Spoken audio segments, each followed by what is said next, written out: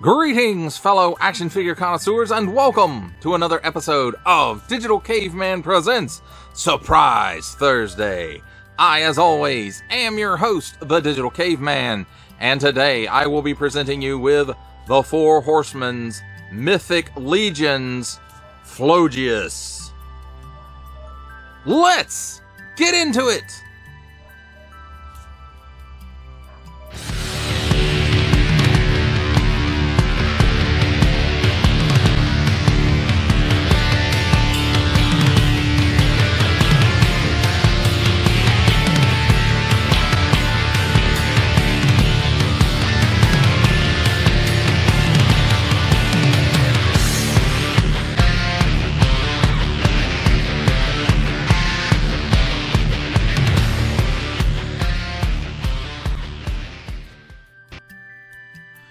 Let's begin with a look at the packaging, and here on the top, got the Four Horsemen's symbol there, and some artwork all around the edges here.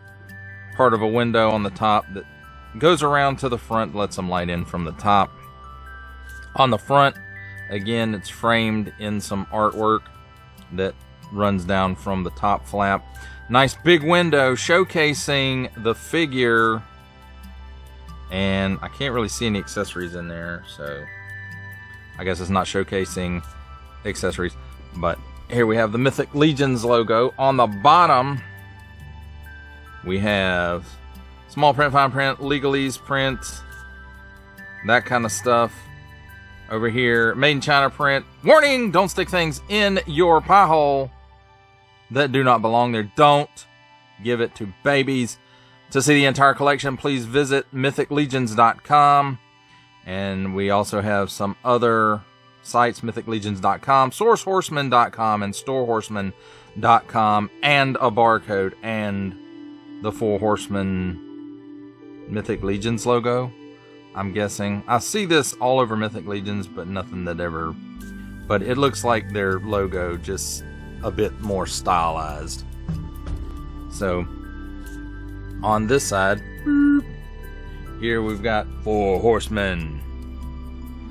And then some more artwork. We've got some stuff going on here in the background. I don't know if it's ruins or what's going on there. And then we've got some nice artwork of Arachagor here in the foreground. And the faction for this character, which is the Circle of Poxus. See, I'm starting to learn this stuff. Then on this side, of course, we have those three websites again. Some nice artwork of the character, and his name is Phlogeus. I looked it up. They actually have pronunciations for most of these names on the Mythic Legions website. So, and then here is a rundown of, or his bio, I guess. And if you want to pause it here and read that, you can do that. But you can also look this up on the Mythic Legions website. So that's really cool that they have all this stuff on there as well. And then here on the back, we've got some nice artwork of the main godly villains who, after a long time, have come back. But anyway, that's going into stuff that you can research on your own. And then here's this block of text if you want to read all that and run down some history of what's going on.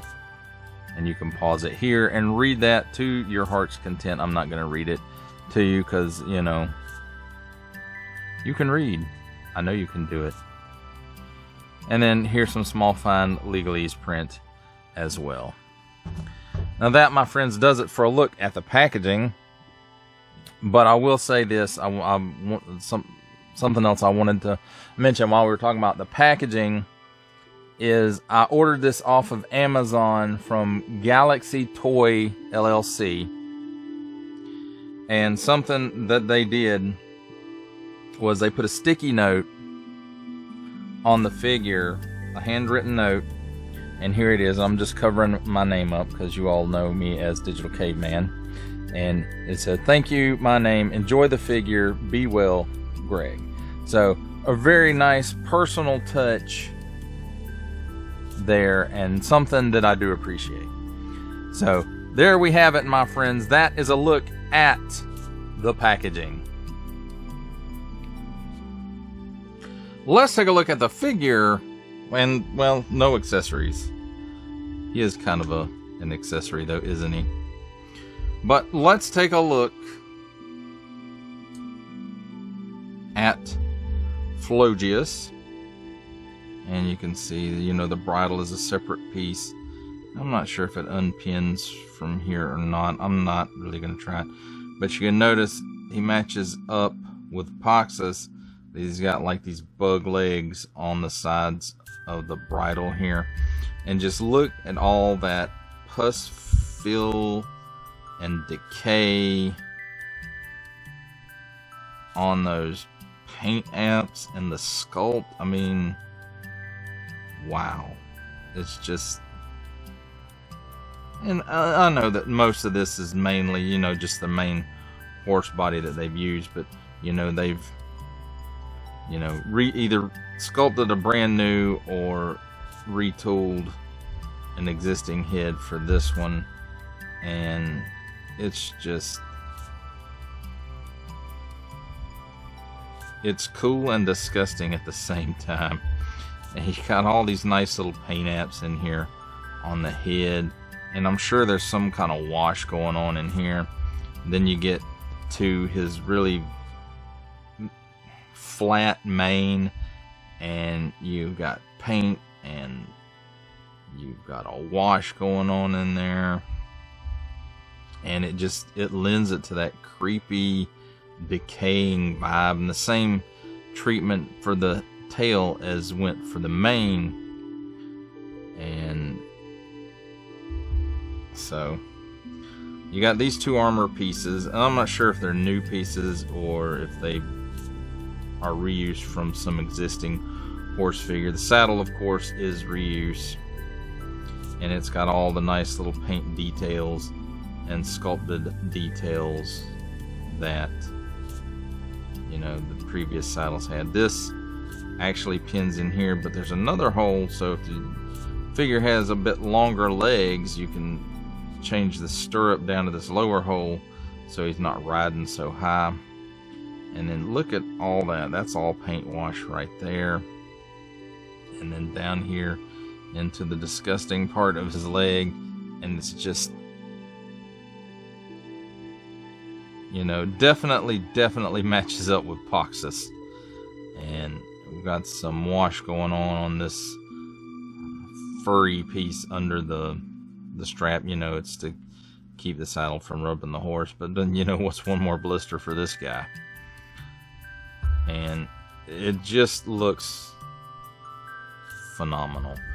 And, you know, as far as the saddle and the sculpt and stuff goes, it's pretty much the same on this side. He only has one, you know, bad leg, I guess. The rest of them are all regular, or at least as regular as it can be with a diseased horse. And of course, this piece, you know, you can get this off. This, I think, clips in under the bedroll here in the saddle, and so that can come off too if you need it to. And then really soft plastic here for the reins, so that's good. It helps out with posing and actually getting it to go in the figure's hands and stay in there. So let's talk about his articulation. And I don't want to articulate the head too much, because the last time I did this, it popped off. So, you know, that's Nick. So the head will look up that high, and it'll pretty much look down that low. And it's got a little bit of tilt to it, and no chicken neck or waggle or nothing like that. So, and it's on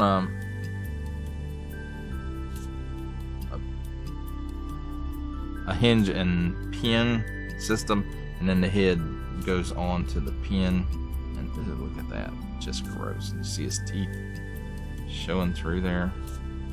Wow, just phenomenally gross with this guy.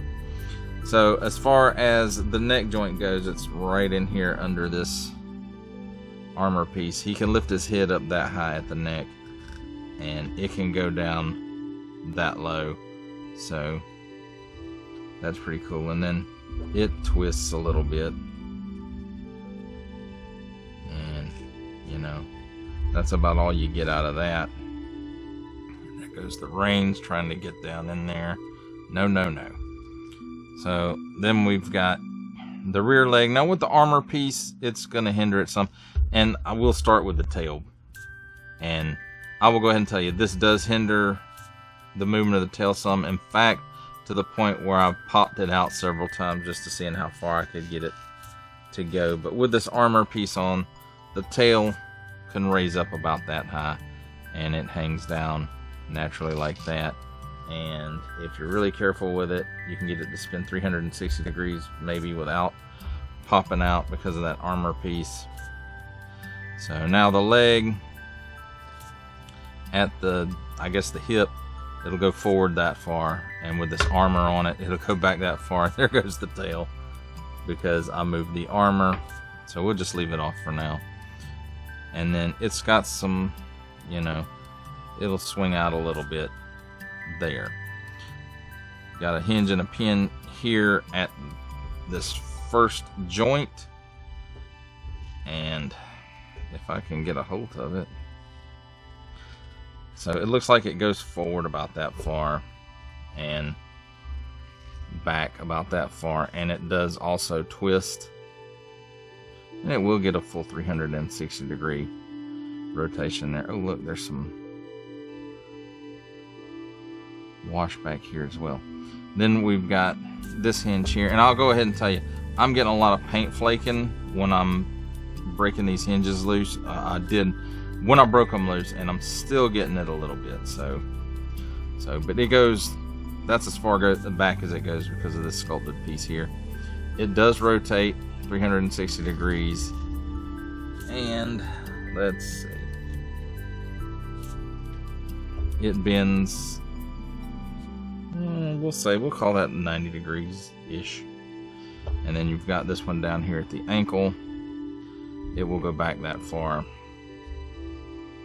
It will go forward that far, and it will rotate 360 degrees as well. But no rockers down there in the hooves. Now for the front legs, they're just on a hinge and pin here at the front shoulder. So it'll go back that far. It'll go forward that far, and this is not hindering at all. So then it will rotate some. It'll probably go 360 degrees just depending on where you have it posed, but it does rotate there.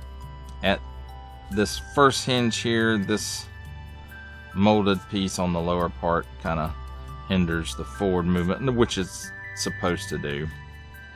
And so it'll go back that far. It's also on a hinge and pin, and it will rotate 360 degrees. The hoof on the front goes back that far, and it goes forward that far. And oops, it's also on a hinge and pin, and will swivel 360 degrees.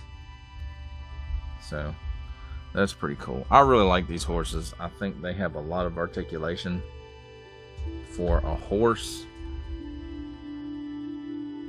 and I really like it. So that's a look at the horse and his no accessories. It's time for my favorite part of a review, comparisons. And here we have the Mythic Legions Phlogeus with the Mythic Legions Boreas, and an old Toy Biz Lord of the Rings Shadowfax.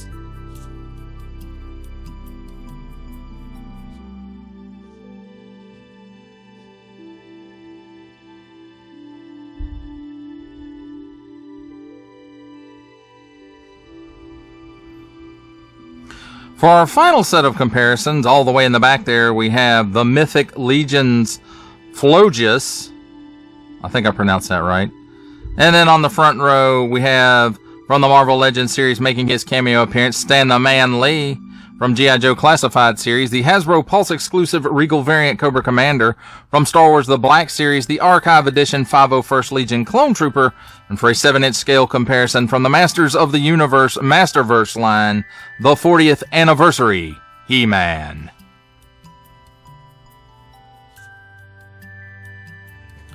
For final thoughts on the Mythic Legions Phlogeus, I have to say this is the perfect horse for Poxus, the evil god of diseases or plagues, because this horse looks very plague-ridden.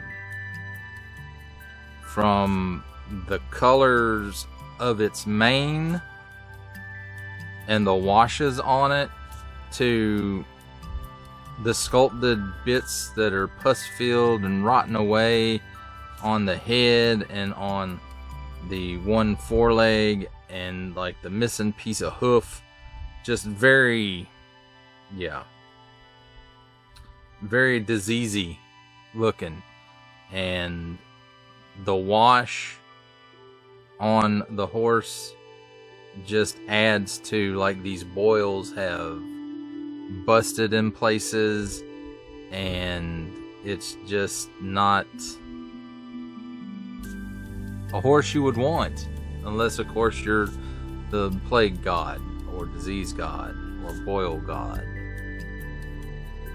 So